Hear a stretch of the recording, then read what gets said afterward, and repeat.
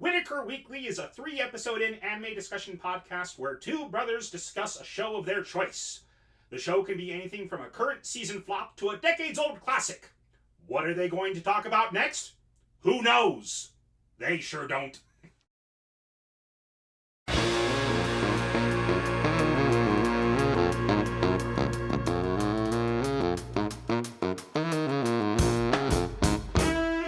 I'm Andrew. I'm Lee. And this is Whitaker Weekly. Let's get right into it this week. So we got a little bit of news for you guys.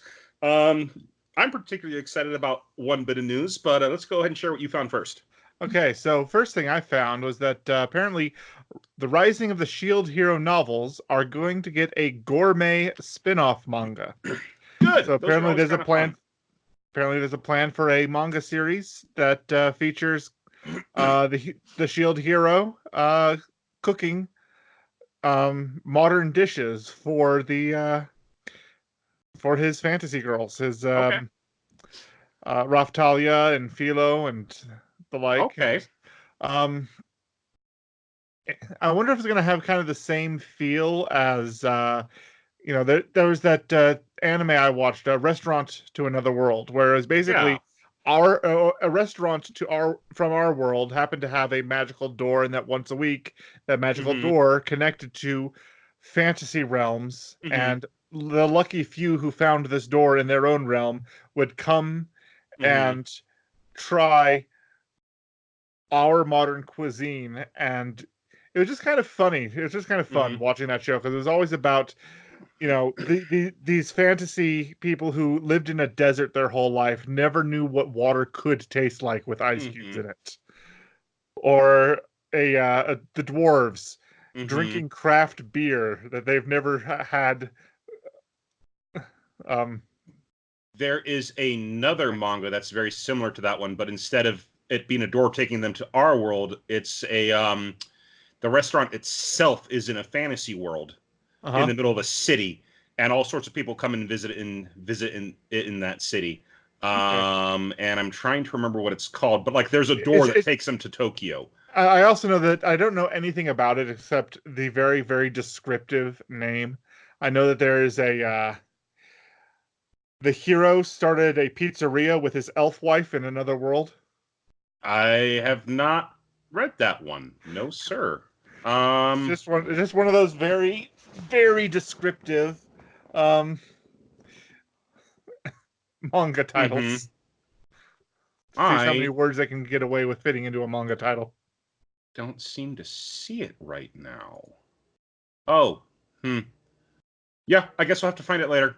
I'm not seeing it, but there's another manga that I read recently that's like that. It may have been purchased, so it may have been taken down from the site that I read it from. But Delicious in Dungeon, which I've talked. I don't know if I've talked about it on this show before, but it's every chapter is them turning some kind of a monster into a meal. They're trying to get down to like the 5th or 6th floor of this dungeon before the main character's sister is digested in the stomach of a dragon, and they don't have the supplies or the money to buy supplies, so they decide to survive off of eating the monsters on their way down. It's actually pretty delightful. It's a really fun manga to read. Okay. Anyway, yeah.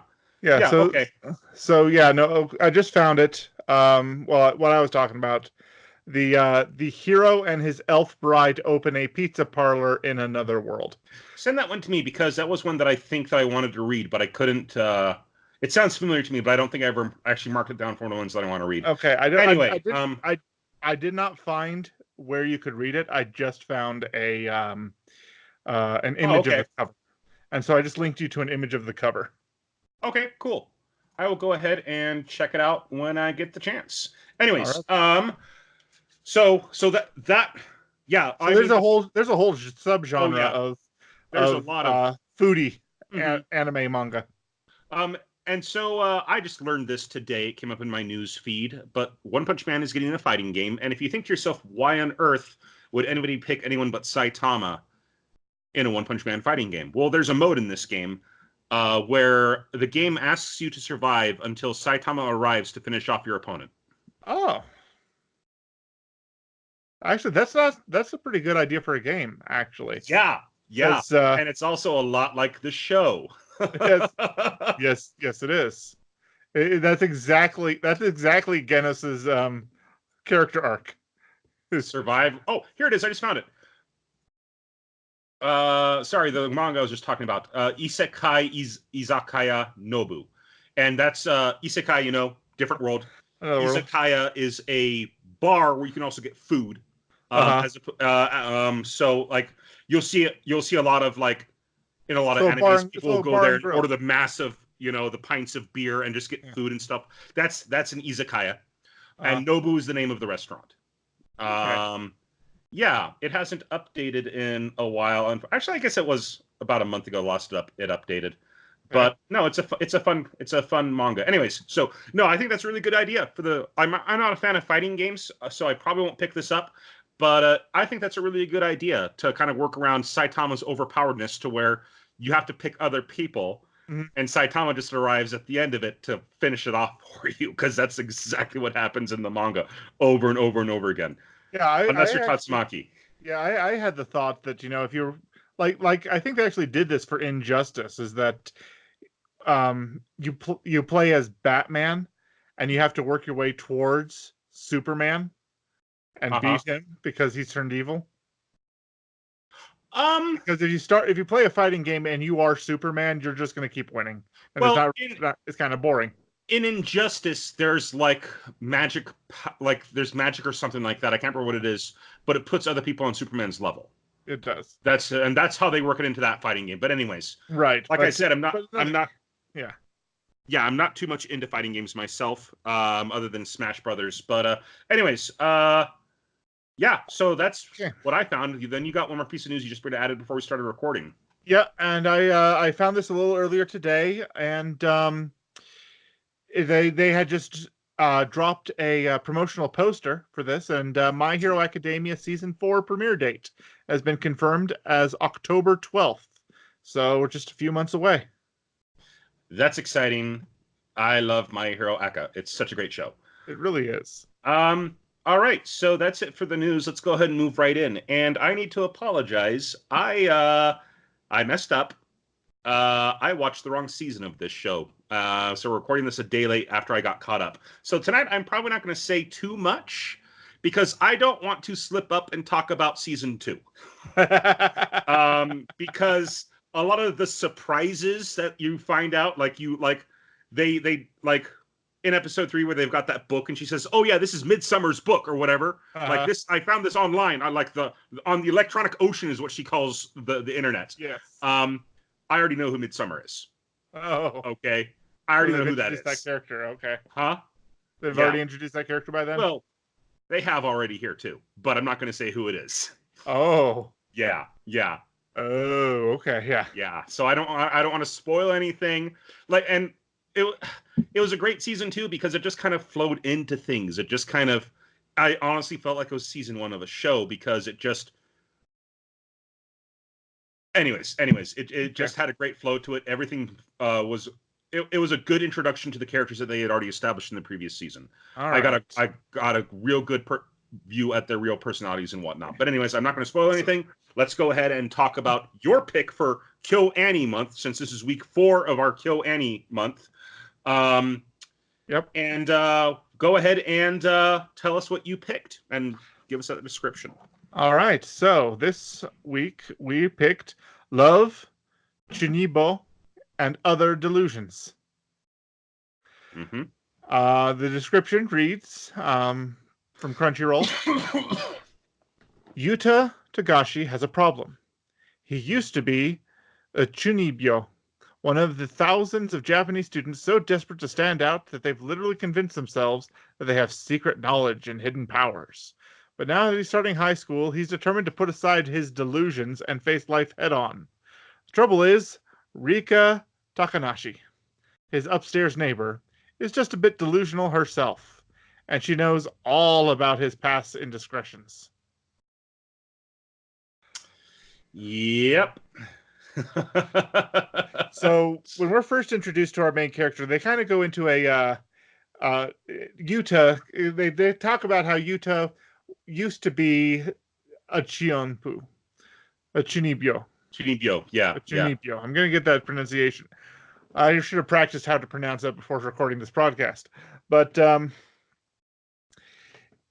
he was heavily involved in making in this make-believe where he had dark powers and had a sword and a trench coat of some kind. And like the first day of school, of middle school, everyone's standing up and introducing himself, he introduces himself by rolling up the sleeve of his trench coat and saying that these bandages can never be taken off, and going into this thing like, and nobody talked to me for the rest of my middle school life.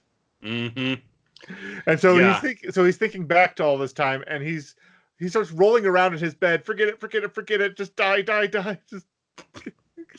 He is so embarrassed with his past self. He is so embarrassed. He really is.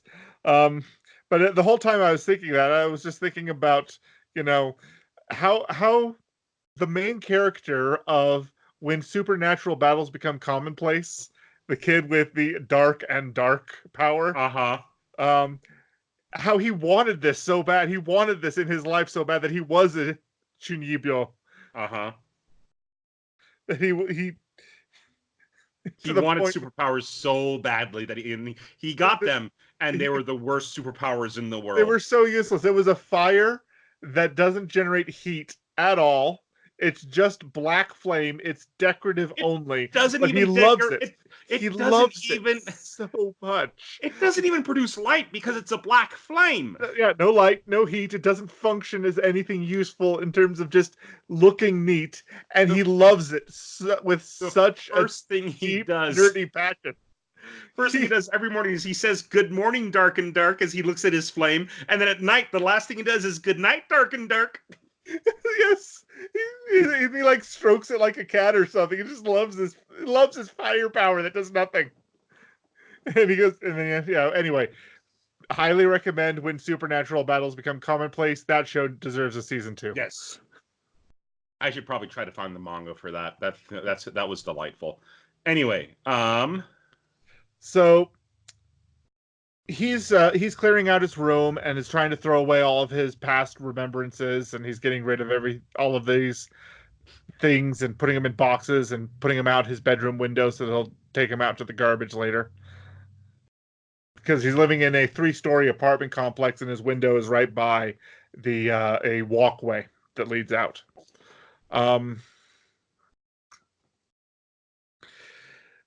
And then as he's cleaning up that night, he sees a girl in a very, very frilly a Lolita outfit. Lolita tutu skirt. Just climbing down a rope out his window. Just outside of his window. And she's sitting there and she's wearing an eye patch. Little black hair. She's got it in kind of a side ponytail. In a big old Lolita dress, poofy skirt, everything. And they make eye contact. But like, he's out there and he gives that little speech again. And that's when she catches on. Like right at the very beginning when he's trying. Oh wait, no, he doesn't. My bad. No, that's not when that happens. Yeah, I'm thinking about something else. Okay, so he sees her. And she asks him, "Did you see it?" And he assumes she means her panties, which makes the next question even more awkward because he says, "No," and she says, "Would you like to?" Like, what? Which I have to just assume that she meant something in a fantasy realm that somebody would needed to. Like some villain needed defeating, and that's why she's climbing out the window with this rope. Something going Anyway, and he sees her eye patch, and something flashes, and she's gone. And he looks around, doesn't see her, and just shrugs it off. And he's getting ready for his first day of school.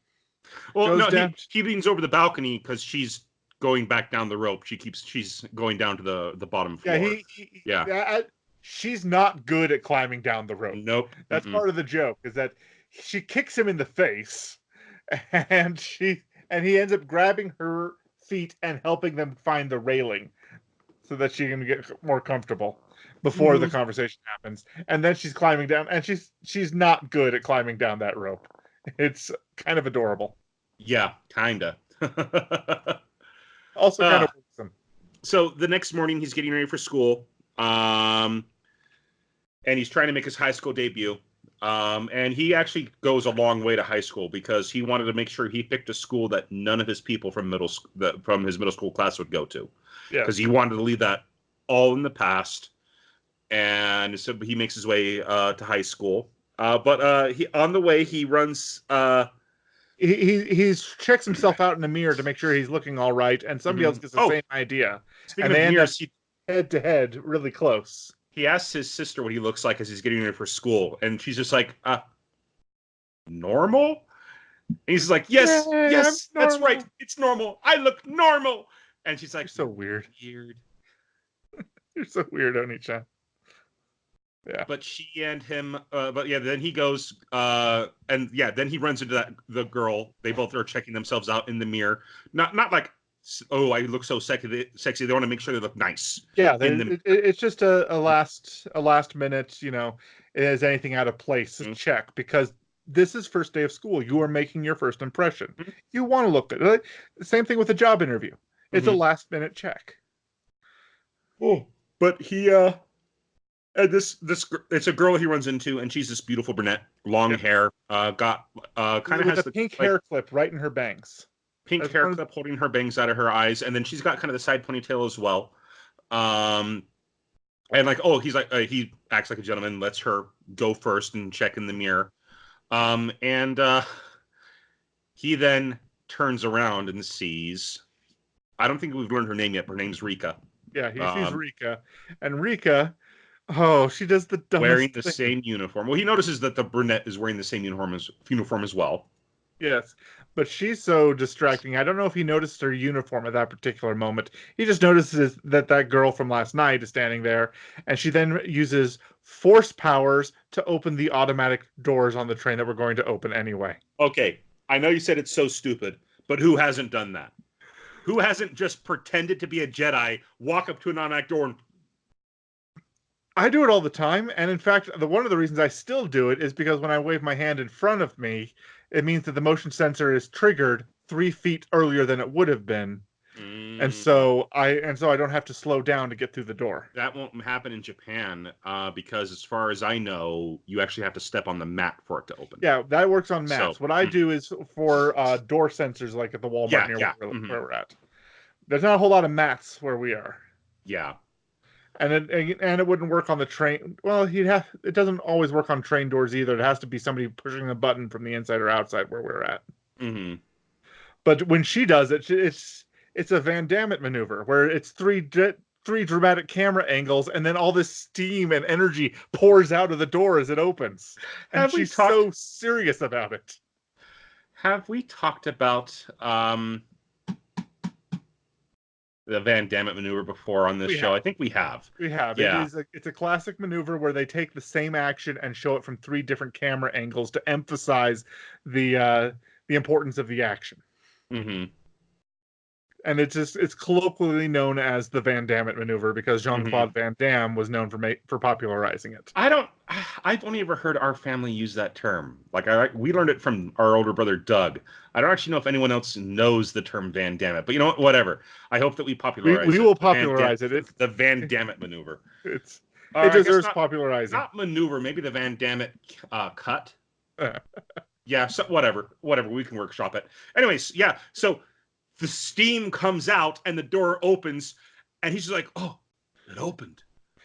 And Yuta's just so flabbergasted by the whole thing that he misses the train. He forgets to get on. Train. And so he's running to school, trying to catch up. Like, why did I miss this train? I was standing right there. And that's not the first time she makes him miss a train. No, that is the first time. Okay. That's not the last time. That's not the last time. Yes, that's not the last time she makes him miss a train. As he gets her can of Mr. Peter. Mr. Peter. In not the Dr. Pepper logo. Mr. Peter. Yes. It's very, very much their version of Dr. Pepper. Oh, and I can't wait to talk about that scene because how she gets that can and why is great. Anyway, It's great. So Anyways, he makes it to school, and he's there a little early before the opening ceremony. just barely makes it. Just barely on makes time. it. But he gets his stuff together, makes it to the opening ceremony, and sees the girl that he saw at the who the brunette, the pretty girl. You wrote her name down in your previous notes, but I'm not saying I deleted those previous notes you because did I was those so. previous notes. Let me go ahead and pull up. I'll try to. You keep talking. I'll try to find a wiki. So okay, so he sees her in the crowd, and then he sees her again in the classroom, and notices that she's the first person to make her announcement. But I think before they were started even introducing, I don't remember the order of operations, whether it was as they were introducing each other or after they had introduced themselves. Yuta becomes fast friends with the kid sitting behind him, Makoto. And Makoto just invites him out for to eat lunch with them and hang out. And Yuta is just so pleased to have people talking to him normally that he just doesn't want to screw this up. Mm-hmm. Yeah, that's right. That's what happens. Is he's just so pleased that that's the case. Then he realizes Rika is in his class too, because Rika decides that her magical, mystical demon eye has determined that they have some shared fate together, and they must. And when her eye is in pain, it's informing her of a prophecy that, or just some nonsense like that. Nibutani is her name. That's the brunette. Nibutani. Nibutani. Yeah. Okay. So yeah, it's established in the class that Nibutani is the most beautiful, the most desirable. I mean, apparently the boys vote on who the best girl, top girls in the class. Episode 3, it's revealed. Like episode 2, they're talking about doing a vote. That So the boys would vote on who these girls are, and it's like, you can't do that. If they find out, so then we'll be extra careful about them never finding out. Yeah. Yuta, that's his name. Yuta wants nothing to do with that vote because he's like, if they find out, they'll be so pissed. Yeah, that the guy who wants to join the music club. So they hold Yeah, that happens in episode 2. They hold a secret vote about girls, and in episode 3 it's revealed that Nibutani won for the most desirable, best girl in the class. Yes. So what happens then is Rika starts crying out in pain about her eye, and then it seems to transition to legitimately crying out in pain about her eye. Like, people are saying, what are you talking about? She's like, my eye. And then she actually says, my eye, and ends up hurting. Yeah. And which probably because she pushed her hand into her eye, which is revealed later. Yeah, well, we're getting to the scene what's going on with her eye. She's pushing her hand into her eye, into her bandaged eye. And for Yuta's super embarrassed. He wants nothing to do with her, but she's the rest of the class is just like, dude, take her to the nurse. He's just like, what, me? And I'm like, Yeah, the rest everyone of the class nods at the exact same time. Send him and her to the nurse's office. Like, take her to the nurse's office. Yeah. So the scene then unfolds in the nurse's office where he hands her eye drop medicine, and she puts 2 drops in her hand and licks it. And then, complains that it's bitter, but it assumes that she did it correctly. Mm-hmm. And then, one of the most dramatic scenes, it builds up to this, but in the most dramatic scene, in the second most dramatic scene in this episode, she reveals that, so she tempts him into having him ask her if he could see her eye. Mm-hmm. And when he's tricked into doing that, you want to see my eye? I'll show it to you. Yeah, you want to see it? Yeah, fine, show it to me. Yeah. And but so then she has such confidence in revealing her eye that he's tricked into believing maybe she's not crazy. Yeah. And in fact, there's a bit of a glowing effect, it seems like, and she stands up and starts walking towards him, which puts him off guard, and he stumbles back over something that had been knocked over earlier. Mm-hmm. And so he's on the ground. Oh yeah, he is. There is a montage of him not picking on her, but she keeps doing these Chunibyo things, and he's so embarrassed by it that I want to say this happens afterwards. Does it happen afterwards? After what I'm about to say. I thought he tripped over that because it got knocked over because he was hitting her with it.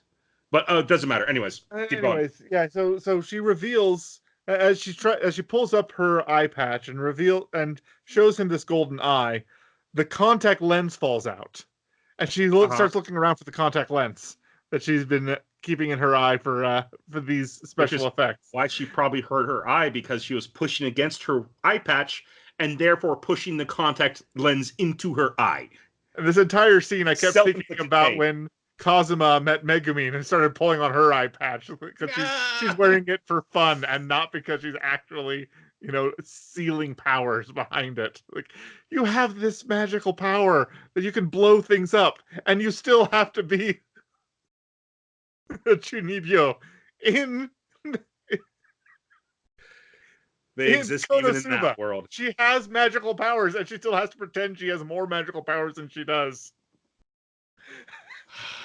Anyway, so Konosuba, it's the best. Oh, it's so good. But she, she doesn't want to have the eye drops because she's like, these are drugs by this secret organization and they want to control me. And eventually he does force her to take the eye drops. And then they have the opening ceremony. And the opening ceremony, it's revealed that, let me pull up her name again, Nibutani is the rep for the entire first. For the freshmen, for the 10th graders. She's like valedictorian rep for the first years, for the freshmen. Mm-hmm. Like she was best in her class or made the top grade of the entrance exam or something. However that's decided. It's established that she's really smart. Mm-hmm. Ugh.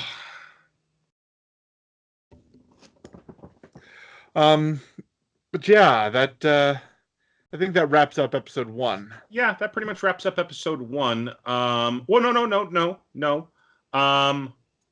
Did we cover that he goes out on the balcony of the gym? And I think that happened at the beginning of episode 2. I don't think so, because episode 2 begins with Toka chasing down Rika with a ladle. That's the very first thing I wrote down on episode 2. I'm pretty sure this happens at episode 1. Okay. But he goes to a gym when it's empty.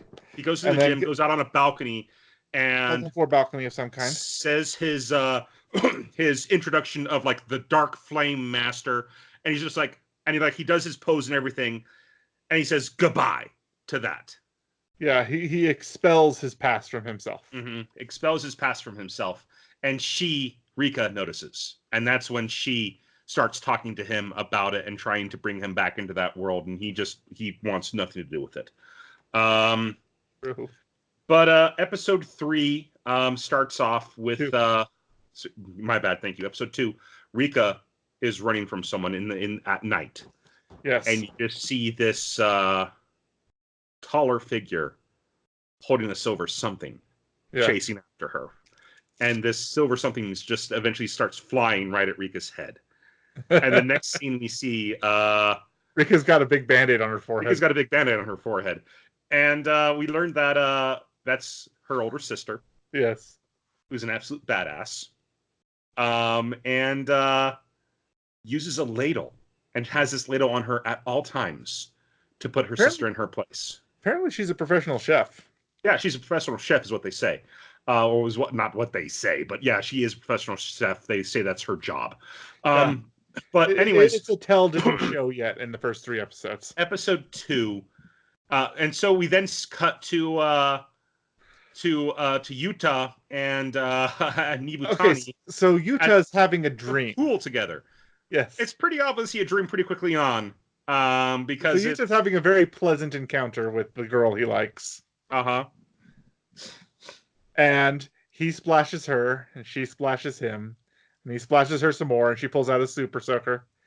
And he goes, "Stop it, stop it!" And then suddenly she has a fire hose with a truck pumping water, and she's hosing him down with that. It's like, why are you doing this? It's just over and over and over again. And then it cuts to him in bed, and he's being sprayed with water. And he wakes up, and it's Rika spraying his face with water. And this is just like, we'll go ahead and cover this again in episode 3, but he's got to lock his window. He's got to lock his window because there's so many instances where he just wakes up and there's a girl in his room that's climbed through his window. The girls end up in his room pretty frequently, even just in this episode. Yeah. So, what happened? No, it's okay. So, Rika and Yuta go to the train station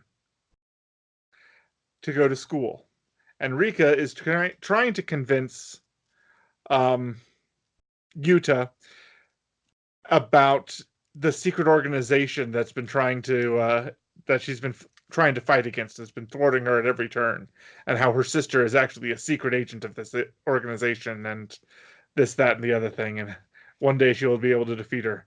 And one of the secret ways of getting power was through the vending machine, is that she wanted to buy a soda, but the soda that she's trying to buy is a very particular it has to be bought in a very particular way. And so at the vending machine, Rika starts going up, up, down, down, left, right, B, A, and then gets the soda. And she's spending so much time doing this, they miss their train again. Yep. And so it turns out, and that's when she picks up the Mr. Peter Dr. Pepper. The Mr. Peter, and they win a second can. Like the yeah, which she claims it's thanks to her secret code that she entered in. Yes. And she says that BA stands for like banana and then apricot. So you have to keep it or something. I think it's apple. Maybe have been apple. But the idea is you have to keep track of where the banana drink is and where the apple drink is when you do the BA combo. Because that can change. It's like she entered in the Konami code into a vending machine. Yep. Because that is the biggest teenage thing I can even think of. Possibly. So he in this episode it's revealed that that Rika has found a cat. Yes. But of course it's not a cat to her. It's a mythical creature that she has tamed. And go ahead and you wrote this down, so I'll go ahead and let you talk about it. So this cat appears wearing a get-up that has wings and a snake tail. So she calls the cat a chimera. It's clearly a costume. Anybody looking at it would think it's an adorable little costume on a cat. And that's when they run into what's the name of the girl who thinks the cat belongs? Yeah, the senpai who thinks the cat belongs to her. Kumin. Okay, I didn't write her name down, but yeah, Kumin. Later on, they find out that Kumin is missing a cat that matches a similar description. The problem is,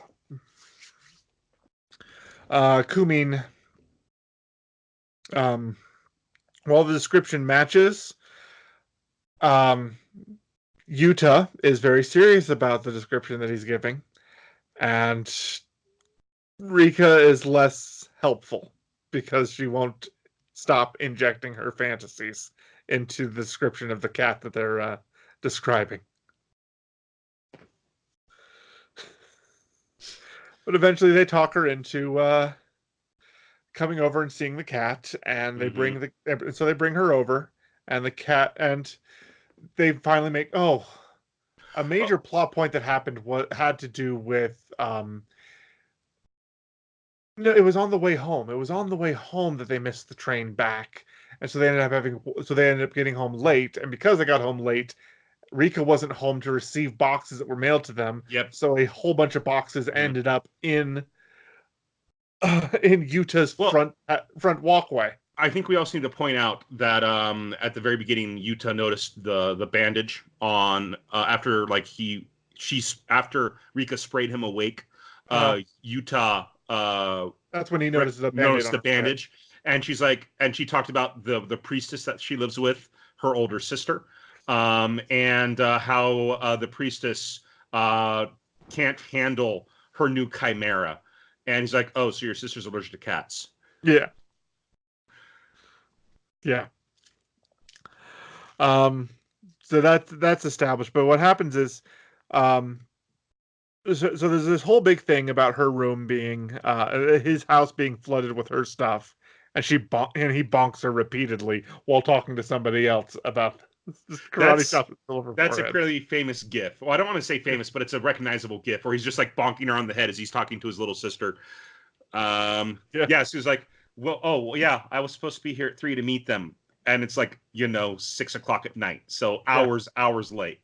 They would have made it if she hadn't been so busy trying to get the Konami code into the vending machine. Because they got let out early today because it was the first day of school. Yeah. So they definitely would have been there in time for the packages. But she wasn't. So now they have to lift all those packages and take them up an extra floor. Mm-hmm. And then, and as he looks at each pack, as Yuta looks into each package, he sees all this memorabilia and junk and stuff like. It was just the essentials. How is this essential? Everything here is important, and she's pulling out like random garbage and stuff. Yeah. Well, we see them. We enter her room later in that episode. And we see how he's how she's feng shuied her room and made it look real nice. And he gets really interested in this. I think it's like a Luger with a. I forget what it is, but it's a pretty interesting looking World War I gun or something like that. Mm-hmm. But they bring Kumin over because Kumin is looking for her lost cat. Yes. And it turns out she finds Chimera, even though Chimera is perfectly blended in with the environment. Yeah. Rika claims that that mere mortals can't possibly see Chimera because it's blended in so well with all of the other miscellaneous things in her room, which includes huge plushies and I think a sarcophagus pharaoh head or some there was a pharaoh's head or something, and just all kinds of stuff all over her room. It's like and apparently she's spent a lot of time figuring out the proper feng shui of all of the junk in her room, so she never has to clean because everything is put in her room in a very specific way. But yeah, and then see the cat in the Chimera costume. The cat meows like, oh, "You can see the Chimera," and she's like, Rika's brain. Yeah, unfortunately for Kumin, it's not her cat. But it's then that I think it's at that point that we're introduced to Toka. Actually, yes, it's at that point. So Yuta is holding Chimera so that the other friend can identify whether it is her cat or not, and she does, and she says it's not. And it's at that moment where the three of them, with Yuta holding the cat, that's when Toka comes in and says, "Whose cat is this?" And she's terrifying at first. Like you just see this black outline of her. And it then cuts to we see Rika and Chimera sleeping on Rika's bed, and it's now at their living room. And Toko's just like, look, she's been this way ever since she was in elementary school. She hasn't changed at all. And she comes in here and she brings in a cat when she knows I can't have cats. I can't do this anymore. I need you to I can't touch that cat. I need you to take that cat. and get rid of it. I need you to take that cat and give it to a shelter, give it to someone else. It cannot be here. And he's like, why should I have to do that for you? That doesn't make any sense. And she's just like, 2 years ago, and she pulls out a recorder. 2 years ago, I recorded a fairly interesting conversation that happened on the floor below me, on the veranda. And he's just like, what? And she presses play. And it's him giving his, his Dark Flame Master speech on the veranda. And he instantly gets embarrassed by it, and he tries to take it from her, and she flips over the couch with a one-hand stand to get away from him. Yeah. Just doing all these amazing moves to keep this thing away from him the entire time, increasing the volume to make him hate it more and more and more. And we get like these awesome shots of him just suffering and screaming, trying his hardest to make sure nobody hears this. Dying of shame. in Just front of his new friend. In front of his new friend, Kumin. And Kumin thinks this is awesome. She loves this. Like, she's kind of sweet and naive, but she's just like, that's so cool, and he's like, no, it's not. It's awful. It's terrible. Don't drudge this up again. And like, you see these awesome shots of him, and he's drawn a completely different art style. Yes, they do. It's incredible. But he gives up. Now, I want to say, just gives up. I want to say that there's a scene that connects the two, and I want to say that scene was Rika, upon being confronted about Chimera, jumps out her own window and into the down the rope and down to the floor below, and Toka follows suit, holding a ladle, heading right down for her as well. And then a part of the duel takes place on Yuta's bed. Yeah, and that's when and then Rika gets the idea of doing the slow motion run up his little bookcase, which breaks the plywood on the top shelf a little bit. It's like, ah! And this then is a wall I must break through. The air, hits her head on his lamp, and is out cold. And while she's out cold is when this conversation happens. That's why Rika wasn't involved in the blackmailing conversation. Yeah. Anyways, so she says, I have a hobby of making videos out of things like this. And posting them on social media. Or, something like that. And he's like, okay, I understand. And then Toka goes and checks on Rika. Yuta sees his chance. Well, and she's like, darn that girl, she ran away again. And like the room's empty. Yuta sees his chance. He tries to steal the... He takes the recorder and runs. And so he is caught up with Rika. Rika, and Kumin are all running. Kumin's just got this big smile on her face because she's just having the time of her life right now. It's like a horror movie. This is fantastic. Running from Toka. Who's following behind them in high heels. And so with her ladle out. And so they go and hide behind some kind of stone arch that's, I think, like a bridge or something in a park. And what was her name? The short-haired brunette, the friend? Kumin. Oh, no. Kumin. Yeah, Kumin is absolutely loving all this, and she sees a twinkle in the distance, and she's got her head peeked over. Oh, there's a twinkle over there. What's that? Bang! Yeah. She gets a ladle straight to the forehead, and she's out. And so they're running again, and Yuta's got Kumin on his back, and they just keep running. And finally they get to this little park. And they're hiding at the top of the slide.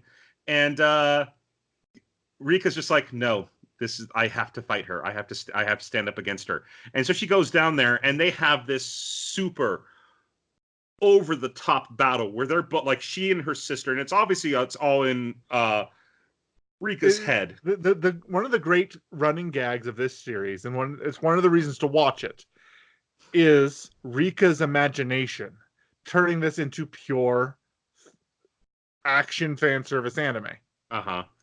Mm-hmm. And so this battle between her with an umbrella and her sister with a ladle turns into what?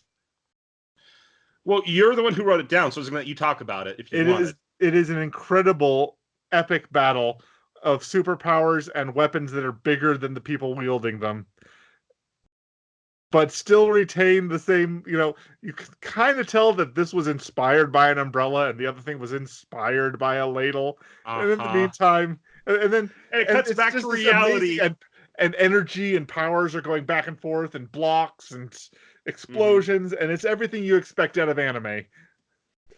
And like buildings are blowing up around them, and then and then after like 5 minutes of this, cut to Rika trying to come at Toka with her umbrella, and Toka is just very easily, nonchalantly, in fact, parrying all of her attacks and bonking her on the head when possible.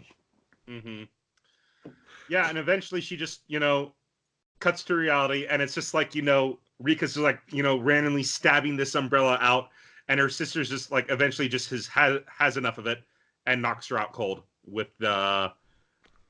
Eventually all three of them are not doesn't knock her out cold, just like hits her on the head, and they end up on their knees, all three of them now with bangs on their head, and she gives them bandages. And yeah, that's episode 2. And episode 2 ends with a little title card that says that the friend finds her cat. Yeah, the friend eventually found her cat, Yeah. So all's well. And they found a home for the Chimera. No, that's right. The home for the Chimera is Yuta's place, because Yuta brought home a stray cat. That's how it ended. Yeah. And his mom and little sister absolutely adore it. He's about to go to bed, and then that's right. And he hears a meow, and he sees that Chimera is on his balcony, and he looks up and he sees the rope dangling from above. And so he's just like, "Hey, Mom, I picked up a stray cat." What? That's sudden. And the little sister's like, "Oh, he's so cute."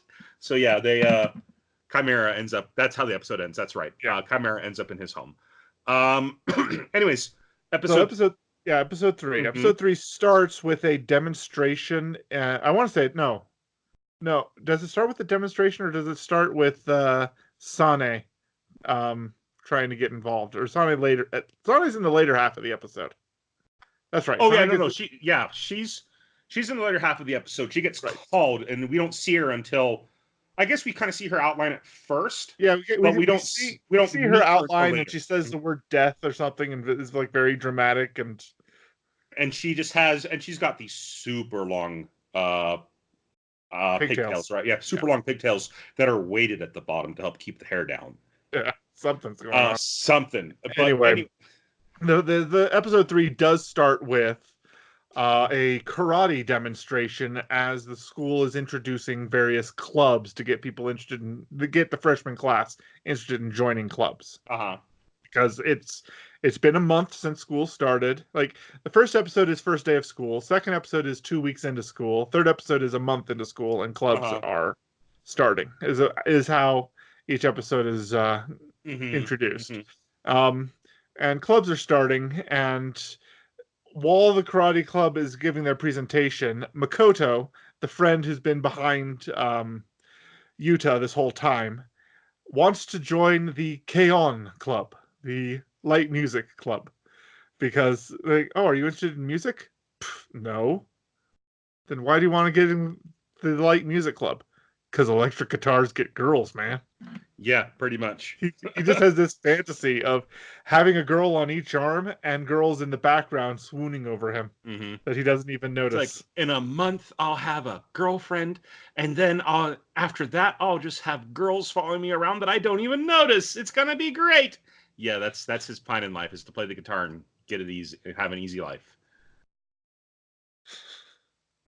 Yeah.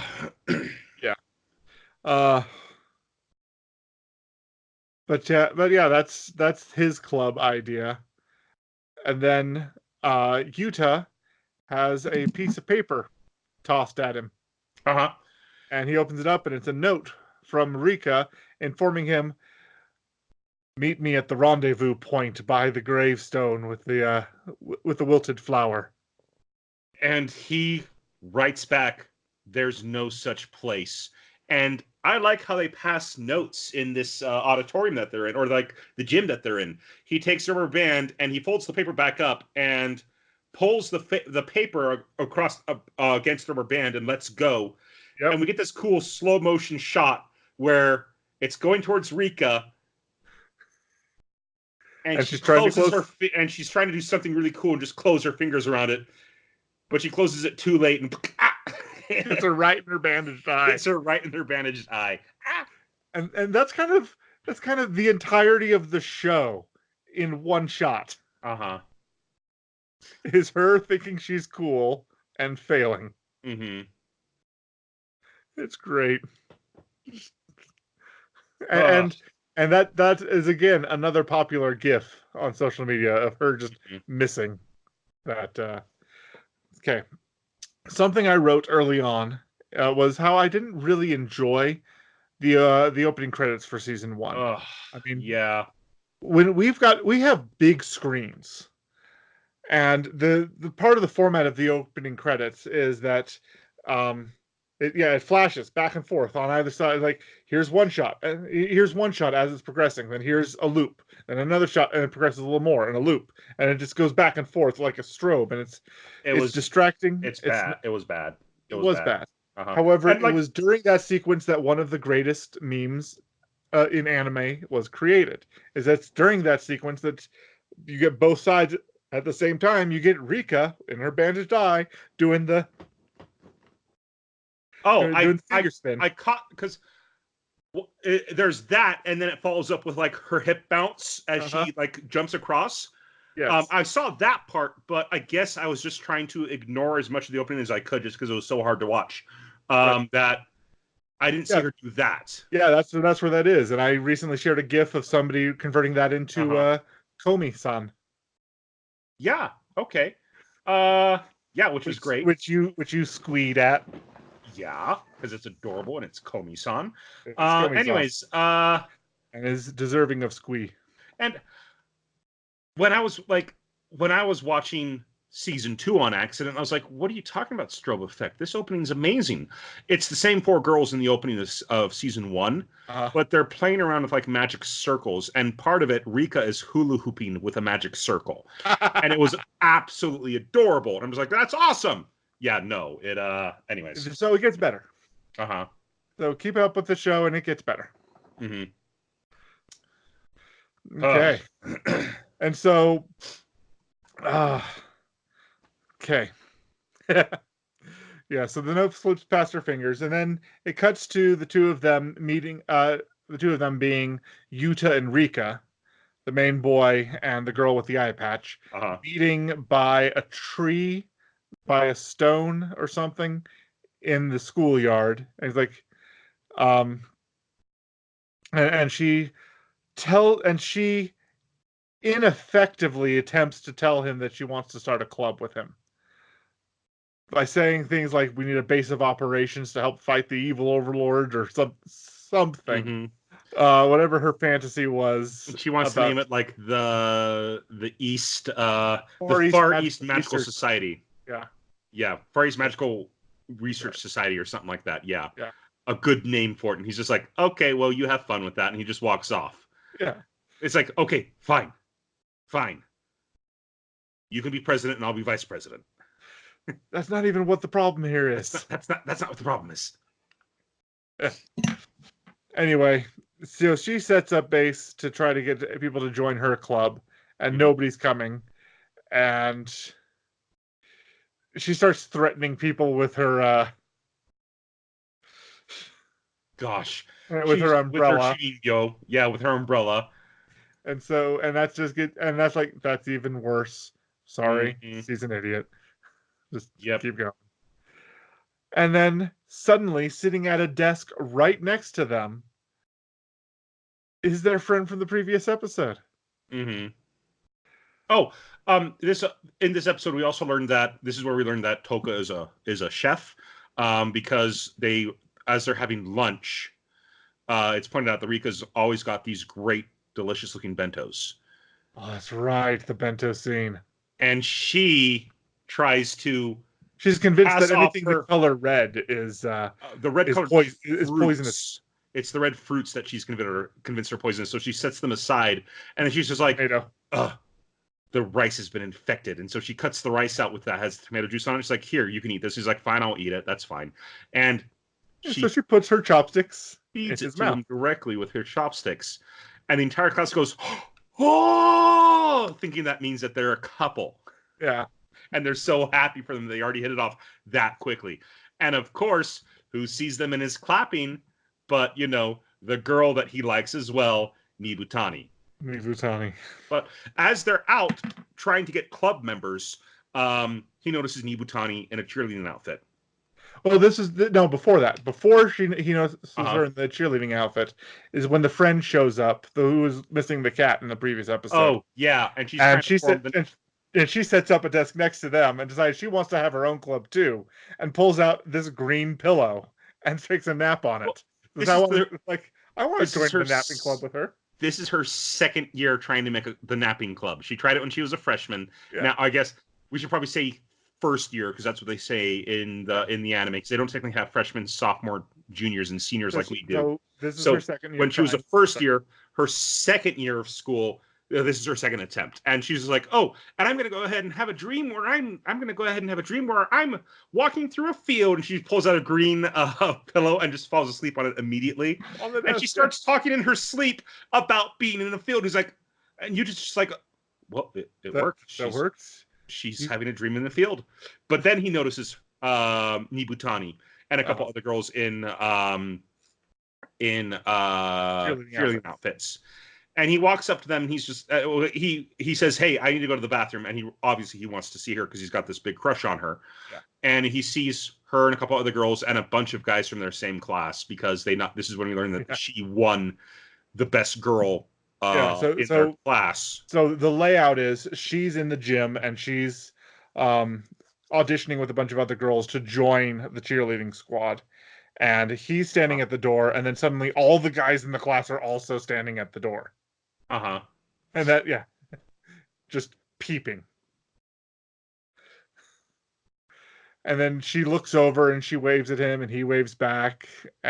She waves at Yuta specifically, and which makes all of the other guys insanely jealous. Like, well, our eyes just happened to meet. Yeah. They don't believe that in the slightest. They do not believe that in the slightest. Yeah. And then he notices that Rika is out there as well. Yeah, Rika suddenly made it into a cheerleading uniform in the time it took. Mm-hmm. And he's surprised by it. And then Kumin says, "Oh, she said that she really wanted to try it out, no matter what." And they try to do a jump with her where they toss her up in the air, and she's just terrified of it. Like, she's completely terrified. She tells them, "I once leaped off a skyscraper and flew when I was learning to master the winds," or something like that. Yeah. And they're like, "Oh, that's great." And so like they just don't understand what's going on with her. So they then end up back outside trying to get more members, and that's when Rika's just like, "It's an emergency, but I need to make this call." And she makes a call, and she's just like, well, before she does that, there is also another scene where they run into the drama club. Oh, yeah, the drama club scene. You go ahead and talk about that. Okay, so what happens is the drama club. So it's a gymnasium. It's a multicultural room. So you have your gymnasium area, but there's a stage area on the side. So it doubles as a lot of schools have this, where the gymnasium becomes the assembly hall. And there's a stage on the side. So while the cheerleaders are practicing, the stage section is being run by the drama club, and the drama club is running an improv trial where two people are trying to convince each other to let the other one pass. And so people are coming up with sob stories, and please, if I don't get onto this plane and tell him how I feel, I'll never see him again. And that's where Rika decides that she needs to find out how to do that. She needs to do this. And so somebody pours out so this girl pours out a full sob story about what's going on, and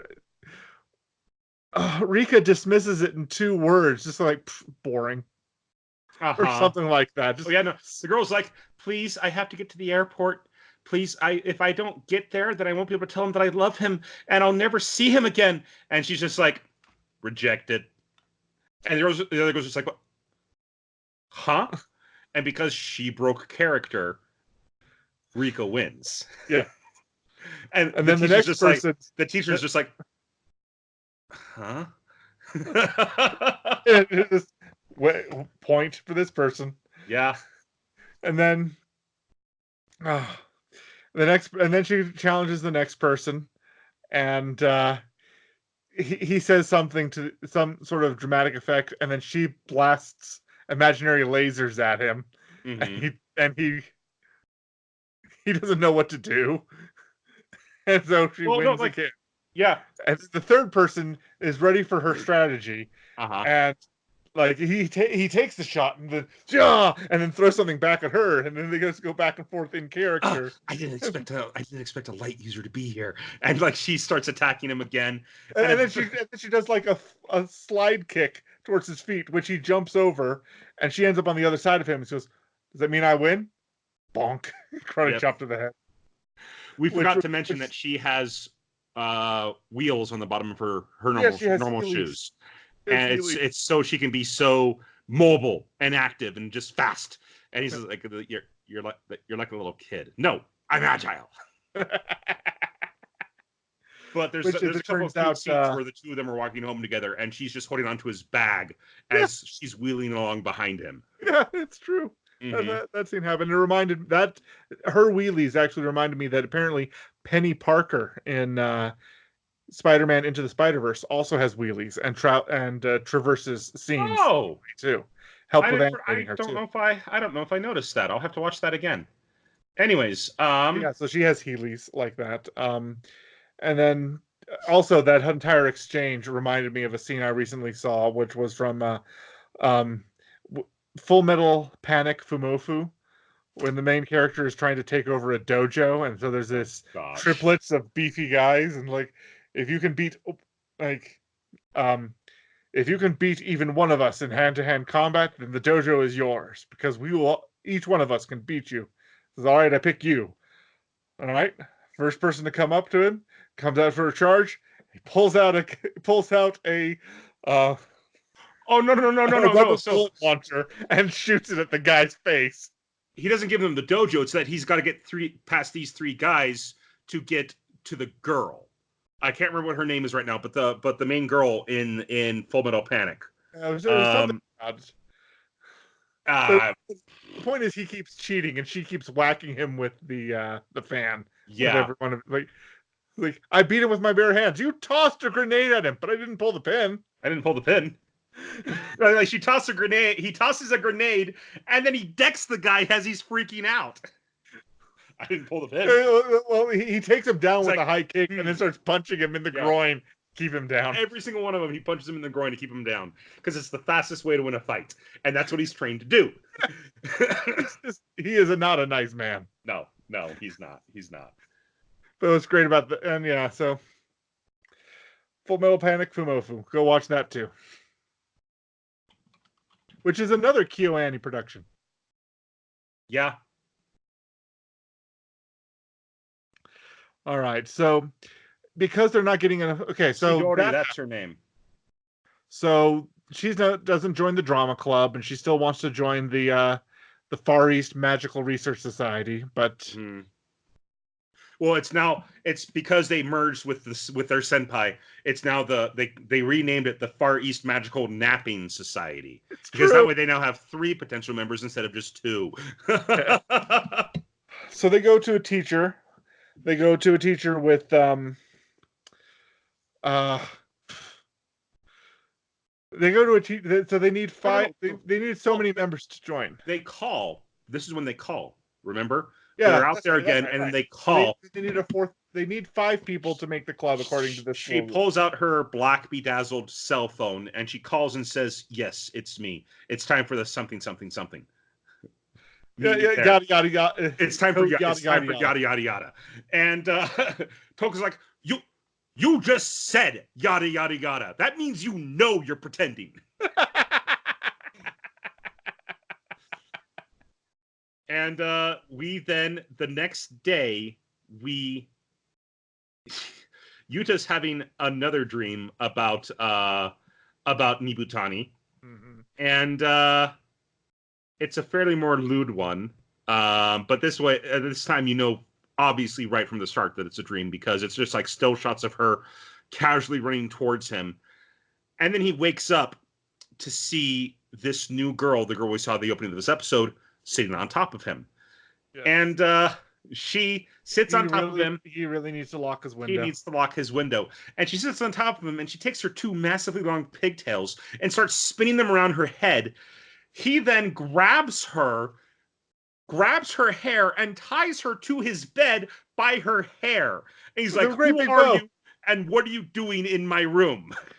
Yeah, she as she was spinning him around to attack him, she declared that she was like Mjolnir. Thor with the power holding Mjolnir in her hair.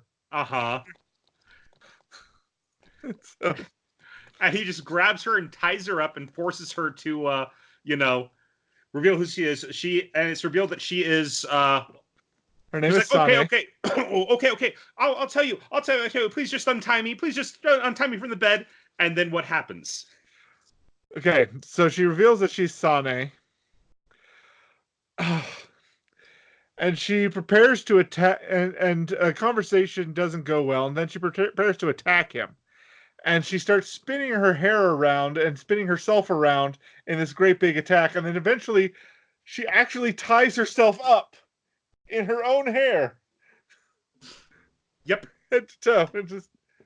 She spins, and the hair just spins all around her, and she falls down on the floor. And the next bit, it's Yuta, Rika, and Sanae all on their knees in his room, and she's still tied up by her hair as she's kneeling on the ground.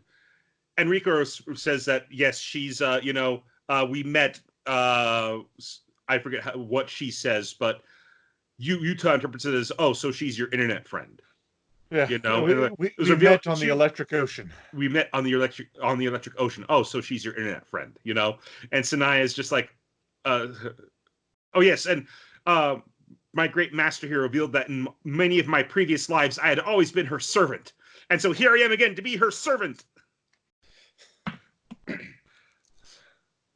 Yeah, and so the four of them go, and like she is a middle schooler still. She's third year middle schooler. Four of them and the cat go to talk to a teacher named Nana about starting the Far East Magical Napping Society. She's a middle schooler, but she is like the high school and the middle school are joined at that place. So they can still technically create the club because they need to be a student of that school in order to make the club. And so they have four of them, but they need five, so they bring Chimera. You bring Chimera the cat. And the teacher's just like, oh, well, he's adorable, but he needs to be a student. I'm sorry, it doesn't work. You need five people. And what does Rika do? Rika pretends to be possessed by a spirit called Catherine that speaks English. And says that she counts as a person. Rika says that they are haunted by a spirit named Catherine, and she should count as a someone too, and then she pretends to be possessed by her, and then starts speaking in English poorly, and then Nana very poorly, and then like the whole time Yuta's like, she's not going to buy it, and then Nana starts talking to her. She bought it, and then Nana proceeds to ask her questions like, "What do you think of Rika?" It turns out Nana is the English teacher of the school. She knows, so she's speaking in pretty darn good English, asking questions that require very specific answers. Japanese is okay. and so, yeah. So, Rika, nice to meet you. It's nice to meet you too. So, what do you think of Rika? It's a long form questions asking for long form answers, and she says, yes. Huh? Yes. Huh? What do you think, Rika? Uh, uh, and then yes. she pretends that the spirit leaves her. The spirit has left her, and the teacher's like, okay, well, regardless, you're going to need 5 people. But she works out a deal with them where if they clean this old building, they can form a club, and so they go Preliminarily form a club and just get that started, and then they have a certain deadline until they have to find a fifth member. Mm-hmm. But yeah, and so they're sent to go clean this secondary building that I don't know what it was ever used for, because there is a slide attached to the second story Uh-huh. on the outside. They go in and it's completely filthy. And while in there, Rika and Sane, while holding brooms, say, well, Sane goes, and now it is time to determine once again whether or not you are worthy to be my master. And so they have another. So they have another epic duel, and their brooms become these battle axes of. Oh yeah, Sanae makes this massive hammer, and then, Rika, she once again forms her black whatever that thing is, massive sword like club whatever. I have no idea what to call it. And they have this massive battle in their head, in their imagination, and Sanae strikes, and Rika pushes her back, and then finally they start like spinning towards each other to attack, and it cuts back to reality, and they're rolling across the floor at each other and just giggling as their brooms clack against each other. Brooms against each other. It's fantastic. It's a great shot. It's a wonderful shot. Well, and so the only people cleaning are Yuta and the friend. I can't remember what is her name. Kumin. The entire reason that I remember it is because in a bit in episode in season 2, for reasons I won't go into. The fact that her name is a spice. Yes. Well, Yuta and Rika go shopping together, and Yuta or Rika finds the cumin spice and talks about how awesome it is, and starts bringing it up. And he's just like, "No, we don't need cumin." He's like, "You hate cumin? No, cumin is fine. It's just that we don't use it in our curry." So the entire reason I remember her name is because of that exchange that happened in season 2. Okay. That I accidentally watched. That's hilarious. Yeah. Anyway, so only Yuta and Kumin were cleaning, and so Nana's like, "Well, that sure took a while." Like, yeah, there was more to it. Well, that must have been a lot dirtier than I thought it was. That took you a long time to clean it. It's, no, it's because we didn't have all the help we needed. And as he chops her again, that's because of these two. But he's like, okay, we so they can go ahead the club, but for whatever reason, Yuta's there, and he's like, just well, good luck finding he's going to be joining the club. Good luck finding 2 more members. And they're like, wait, what are you talking about? Yeah, no, I never said I was going to join your club. No, we need you in the club. We need you. And at the last moment, we find out that the brunette that he's really keen on, who had been watching them and noticing them forming their own club, decided she didn't want to be a cheerleader and filled out an application to join their club. Yep. Because she wanted to be the four of them. Well, Kumin, Rika, Sane, and who's the girl he's interested in? Nibutani are the 4 girls that are featured in the closing credits, all sitting around somewhere as if they were in a club room. Mm-hmm. How the closing credits start. So those are the 4 girls that are the most prominent in the opening and closing credits.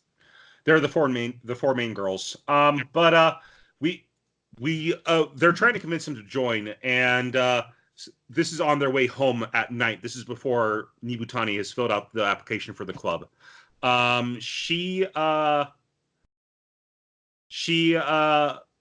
It's outside the school, and they're all going their separate ways. And Yuta's just like, no, I don't want to join this club. I'm not going to join it. And Sanae pulls out this book that she got from this person online. That's right, the book. And she reads the book and she's like, no, actually, you have to join us because it says right here that da-da-da-da-da-da. And he's like, what is that? Oh, I got this book from Summer. What's the person's name? From Maury Summer. This who has this incredible website called Mabi Nogori. No, I'm not going to bother trying Mabi no Gion or something like that. And she's talking about this book and how great it is and how, like, it's just filled with so many incredible things. And the camera pans back and you see Nibutani watching them from the distance. Yes, that's when that's when she's watching them and watching them form a club. And that's when, and she's like, your club's, and the next day she's like, look, I joined your club. I can't wait to, have activities with you. It's going to be so much fun. And he's like, what? And that's what convinces him to join the club, is because Nibutani joined it. Yes. So now there was a scene, I can't remember which episode it was in, but there was a scene where Nibutani and Yuta are alone in a science lab room. Episode 2, I want to say. And because she's the class rep, she's been voted class rep, and he was voted vice rep.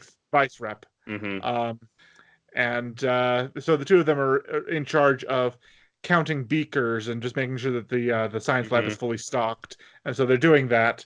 And in a scene that makes you wonder whether or not he's going to break a beaker, because she starts talking things about she starts talking about how she watched him and how she remembered him from the train station, and how she's been keeping an eye on him. It's like, why are you watching me? Is there something about me that you like, or is these things going through his head and he can't hold the tray still?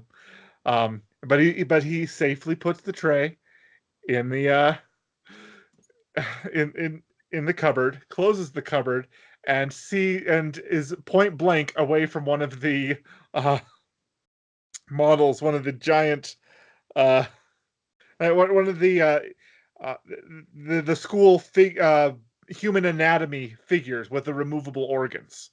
Mm-hmm. Oh yeah, but it's not like on a table somewhere. It's right there behind the cupboard where it's not supposed to be. And he falls back, and we find out that Rika is holding it up and hiding behind the cupboard, listening in on them. While she's wearing a teacher's lab coat. Yes. And she starts talking about, because she's talking about how she doesn't have the magical power needed to sustain Chimera here. And so she needed to get mundane human things to sustain him. He's like, put that medicine back in the cabinet. You can't have it.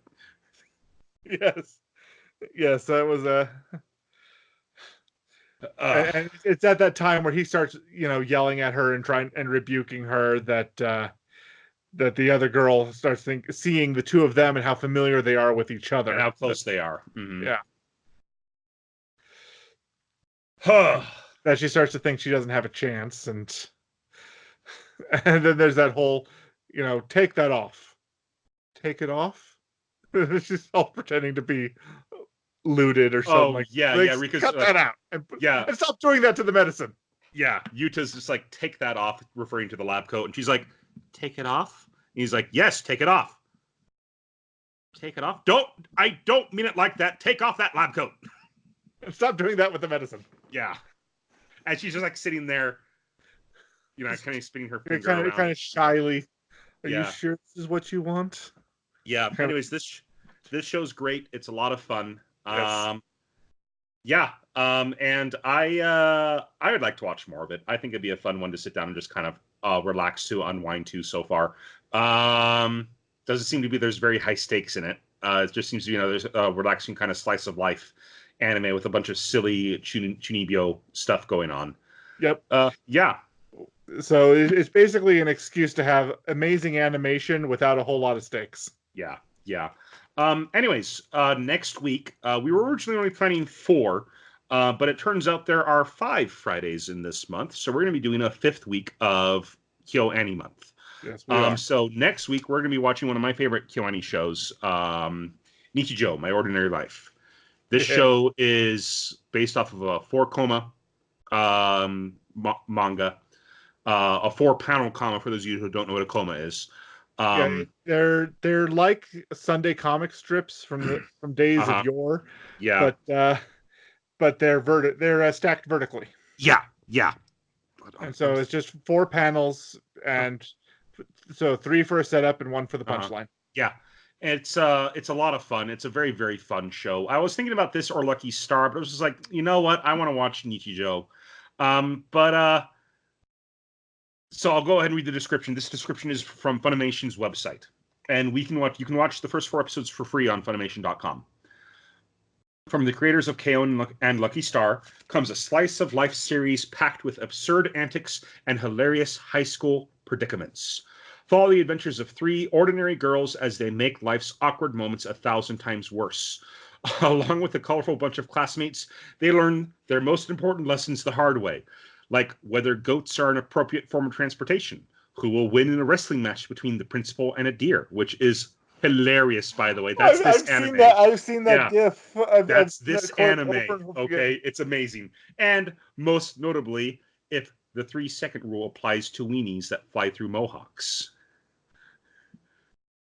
Wieners, like little. I know. Yeah. Little octopus. Well, there's a kid who has a mohawk, and he keeps getting in trouble with teachers who don't know him because they're like, "You can't have that hair here at school." He's like, "You can't grow your hair like that." And he's like, "But it grows naturally this way." And they keep trying to do other things with his hair, and his hair is just a natural mohawk. It doesn't grow anywhere else. Oh wow. Anyways, that reminds me of that scene where Best Jeanist tried to get Bakugo's hair to behave itself, and it took a long time. Anyways, meanwhile, down the street, a pocket-sized professor makes life difficult for a robot who just wants to be normal. But normal is the last thing you expect in a town where salmon falls from the sky. In fact, the only thing you can count on is your friends, but even they are totally weird. Nichijou is a delight. I had so many laughs the first time I watched this show. I actually have it on, I think, Blu-ray. When as soon as it was available for pre-order, I pre-ordered it. And you can watch it, but we can also stream it on Funimation's website. Funimation. Yep. So we're going to be watching that for next week. Next up, let's go ahead and move on to recommendation of the week. That's your pick. And this week, in honor of KyoAni Month, we're going to pick another KyoAni production that is not going to be featured in one of our reviews because we've already watched all of it. Is Myriad Colors Phantom World. Mm-hmm. And so in this anime, there are these phantoms that exist that need to be dealt with or exterminated, hunted down, and allowed to cross over or something. Just these little creatures that affect the way the world works. And so we have these characters, and so our characters are, I think, kind of bad at their job when it comes to trying to take care of these things, as I recall.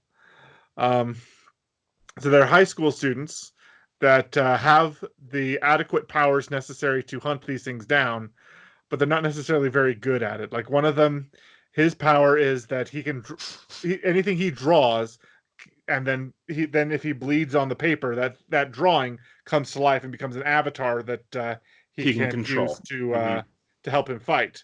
But it takes him forever to draw something cool. And so by that time, something weird happens. Yeah, there's I don't remember exactly what the main girl's power was. I do remember that there was a cute little short girl whose power was that her eternal hunger turned her mouth into a vacuum that could suck up all these these things. But she's also a hyper polite child that doesn't want to impose, it comes from a family who'd be embarrassed to take her to an all-you-can-eat buffet. That level of propriety that she comes from. I also remember a red-headed girl who was a bit standoffish and always wearing headphones. Yep. There's also I just pulled up the wiki for it. There's the blonde who I don't remember what her powers are other than having really, really big breasts, because there was that one episode. Couldn't she? No, it was the one with the headphones that could scream them away. Yeah. Her power was her voice, but she was always very quiet around other people, and she seemed standoffish and aloof. Hers are based off of Okay, yeah. Hers were based off of the elements. Mai is the one who's based off the elements. And she but there's just that one absurd episode where they have to outdance those totem spirits. Oh yeah, they have to. So this one has made the rounds in terms of memes. Is that they have to out limbo these possessed telephone poles. Mm-hmm. But so, and it was a GIF for a little while. You can probably still find it, but first of all, boobs don't work this way. They just don't. But she bounced up and down in time, and they're like, she's gonna lose, and we're all gonna fail because everyone else had failed to that point except for Mai. Yeah. But she gets up and she starts bouncing until she gets her boobs to shift up and down until they're flat enough for her to just squeeze underneath the pole at the right moment. It's the most absurd thing I've ever seen. And there's a GIF of a guy attempting the same thing with 2 yellow balloons strapped to his chest, making fun of the situation. Yep, it doesn't work that way. It doesn't work that way. But I think some of the best part of that show is that there's like something on the roof that needed to be dealt with, and if they needed to like dance in sync perfectly to deal with this thing, and if anybody messed up, they'd all get sprayed with stink spray. Mm-hmm. And then they all had to go to the showers and watch. Yeah, that's right. They had to become an idol group in order to defeat that one. That was a real fun episode. Yeah, that was a real fun episode. But yeah, anyways, it's on Crunchyroll, so if you guys want to go ahead and watch it, that's where you can see it. It's great.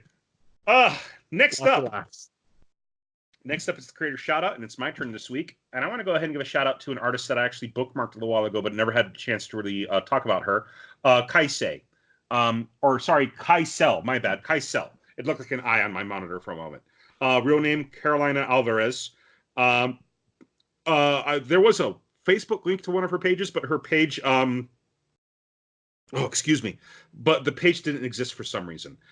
Anyways, she, you find her on Twitter, you can find her on DeviantArt, and she's just got this incredible art style that just is warm and just colorful. I was very, very, very much impressed with the work of hers that I saw. Once again, I came across a page where somebody had put her art up on Imgur and said who it was for. Mm-hmm. And yeah, go ahead and check this person's art out if you haven't done so yet. Oh. All right.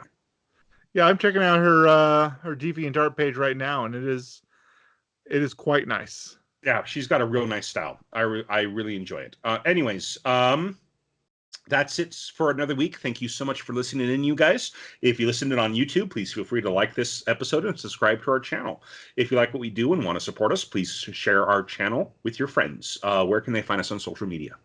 Our site, WhitakerWeekly.com, currently has links to our Facebook page, Twitter account, and YouTube channel. We encourage all our listeners to follow us on the social media platform of their preference, and if there's one we're not on yet, please reach out to us on one of the ones we mentioned, and we'll broaden our scope to include you. All right, well, that's it for another week. I've been Andrew. I've been Lee. And you guys have a great week.